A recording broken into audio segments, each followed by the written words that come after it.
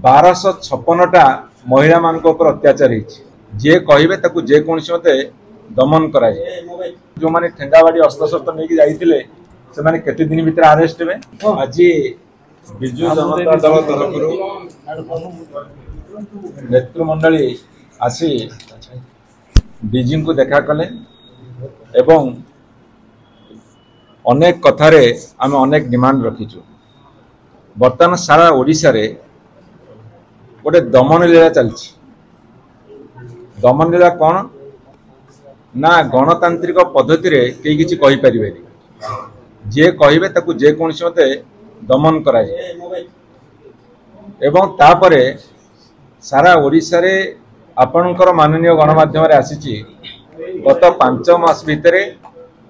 1256टा महिला मान अत्याचार एवं भुवनेश्वर बर्तमान छिंतेरे नंबर 1 संबलपुर डकैत नंबर 1 डकैत हवारे एवं जो माने शासक दलर समर्थक से माने जेते बड़ अपराध कले मध्य से मानकु छाड़ी दिया जाउछ। देखंतु जाजपुर गोटे घटना मु उदाहरण आपण मानकु देबी जो घटना रे मान्यवर धर्मशाला विधायक जाउथिले एवं किछि लोक कौन सी कारणवशतः तांका डिमांड नहीं कि धारणा देइथिले एम्बुलेंस पछे पछे से गाड़ी को लेकिन चली गले लोक ताकू मना कले सेतिरे 19 जन बीजेडी लोक को अरेस्ट करागला किंतु विधायक साथी रे ठेंगा बाड़ी धरिकी अस्त्र शस्त्र धरिकी जो माने जाइथिले सेमानकर वीडियो फुटेज विभिन्न इलेक्ट्रोनिक गणमाध्यम रे बुलुथिला पर मध्य तांकु जानवे का अरेस्ट कलेनी ए पक्षपातिता कौन पे एबे किछि दिन लागिगला विधायक सुना चेनटा खोजिकी मिललानी सुना चेनटा खोजिकी पाइबाकू बर्तमान क्राइम ब्रांच को दियागला ताहले निज पुलिस पर निजर भरोसा नहीं क्राइम ब्रांच आउ गोटे अंश विशेष तांको दियागला आमे आशा करू सुना चेनटा केते शीघ्र मिलिबो आमे आशा करू जो माने ठेंगाबाड़ी अस्त्रशस्त्र नहीं जाइए से माने केते दिन भीतर अरेस्ट हे जदि पुलिस काम करिवो ताले निरपेक्षतार से काम करू से जे कोनसी दल हो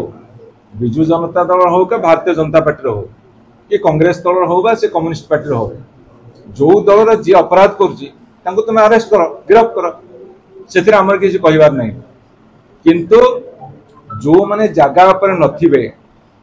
सब बड़ कथा होची जे भव प्रकाश दास जने पेशेंट तांको जो भली भाव अरेस्ट करी भितरे पुराई एटा गोटे अमानवीय घटना दम अच्छी साहस अच्छी पुलिस डिपार्टमेंट रो सरकारी कलर चापरे चेपा न होई जो कसम खाई वर्दी पिंधि निरपेक्षता प्रदर्शन करंतु एवं विधायक साथी रे जाइथिबा अस्त्रशस्त्र नहीं कि प्रदर्शन करी गंडगोल करिथिबा व्यक्ति अरेस्ट कर देखंतु एवं ओडिशा रे जोटी जो घटना घटुची से जेते बड़ प्रभावशाली व्यक्ति होना कहीं अरेस्ट करंतु